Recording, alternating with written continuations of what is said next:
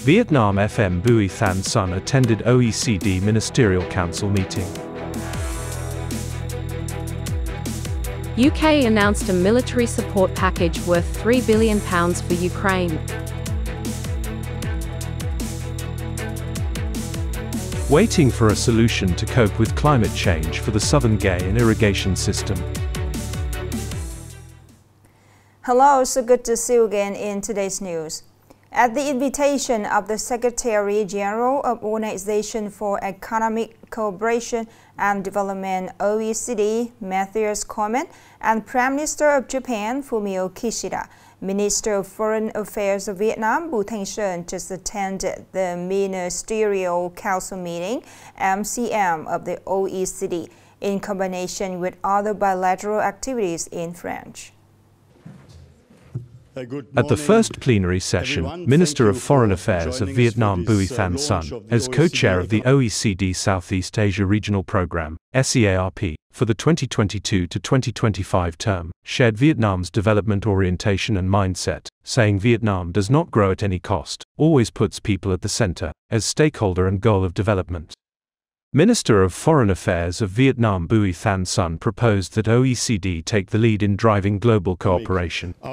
He stressed the need to build an innovative global ecosystem that takes good advantage of the two parallel trends of green and digital transformation and focus on innovation, and just energy transition.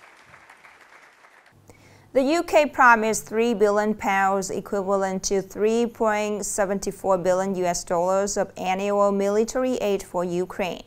UK Foreign Secretary David Cameron said on May 2nd to 3rd in Paris, France, as he's made his second visit to Ukraine. We've just really emptied all we can in terms of giving equipment, UK Foreign Secretary David Cameron told media in an interview on a visit to Kiev, adding that the aid package was the largest from the UK so far. Last January, the UK Prime Minister, Rishi Sunak, pledged £2.5 billion in military aid to Ukraine for 2024-25 period, an increase of £200 million compared to the previous 2 years.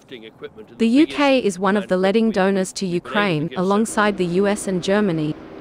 The UK has pledged £12.5 billion in support to Ukraine since February 2022, of which £7.6 billion is for military assistance. This includes £3 billion for military assistance in 2024-2025 period. The United Nations Development Programme's initial estimates for the reconstruction of Gaza Strip will cost $30 to $40 billion and required an effort on a scale unseen since the Second World War. I just want to go back to the data that I requested. Speaking at the press conference in the Jordanian capital Amman, United Nations Assistant Secretary General Abdullah al-Dardari emphasized that the scale of the destruction is huge and unprecedented. This is a mission that the global community has not dealt with since Second World War. According to United Nations experts, the reconstruction of houses in Gaza during Israel's 7-month military offensive could take until 2040 in the most optimistic scenario, with total reconstruction across the territory costing as much as $40 billion United States dollars.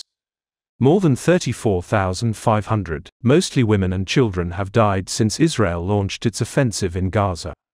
More than 79,000 homes in Gaza have been completely destroyed in the conflict, with another 370,000 damaged. Upcoming are some updated news. The Airports Corporation of Vietnam, ACV, said that the non-stop electronic toll collection will be implemented at Nội Bài, Cát Bi, Phú Bài, Da Nang, and Tân Sơn Nhất airports from May 5th. After the trial program on implementing the non-stop electronic toll collection at Nội Bài and Tân Sơn Nhất airports, ACV plans to officially apply non-stop toll collection at the above 5 airports to reduce traffic congestion. Currently, the process of equipment system installation for non-stop toll collection and automatic non-cash collection has been basically completed. For vehicles without an ETC tag, the driver only needs to scan QR code when passing the toll station. The device will automatically reduce the toll fee.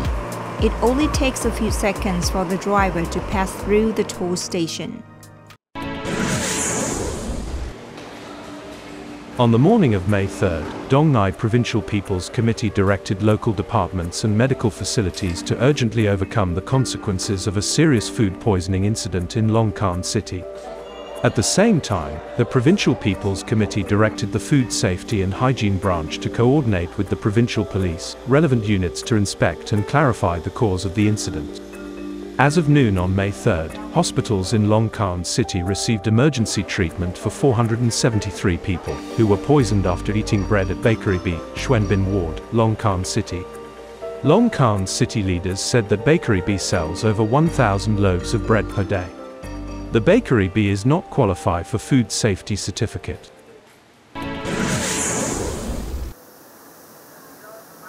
The General Statistics Office has just announced the 2023 Household Living Standards Survey. The 2023 Residential Living Standards Survey was conducted in 63 provinces and centrally run cities, including 46,995 households representing the entire country, urban and rural areas. Accordingly, the average income per capita in Nghệ An reaches more than 4 million Vietnamese dongs per month, an increase of about 400,000 Vietnamese dongs compared to 2022, ranking 35th out of 63 provinces and cities nationwide.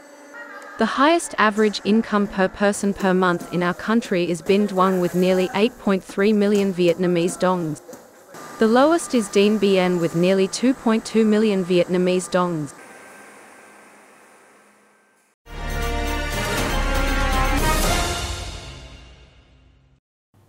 According to forecasts of National Hydro-Meteorological Center, this year's hot season will be even more severe. Accordingly, agricultural production will face many risks of drought and water shortage. The problem is a long-term solution to cope with climate change for the Southern Nghe An irrigation system.